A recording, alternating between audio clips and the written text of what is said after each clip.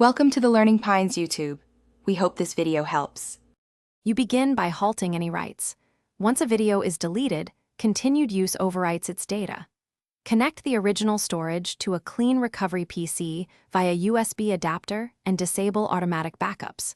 Install a trusted file recovery tool and run it as administrator so it can access raw sectors. Scan only the affected drive first to limit noise. Make sure to choose a deep or full sector scan rather than a quick scan. This preserves file fragments and increases the chance of full restoration.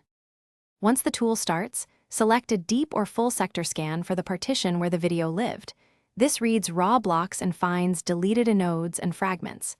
Use file signature filters, MP4, MOV, AVI, or search by approximate date to narrow results.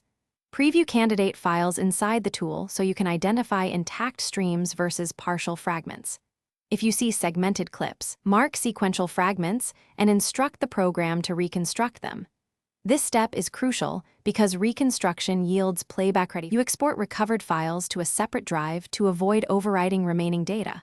Once copied, verify playback and inspect for missing frames or audio sync issues. If headers are damaged, run a container repair or rewrap stream with a repair utility. This often fixes timing and codec metadata. If recovery fails or results are fragmented, create a full disk image and retry with specialized forensic tools. This preserves the original medium and gives more advanced software a better chance at full restoration. Thanks for watching.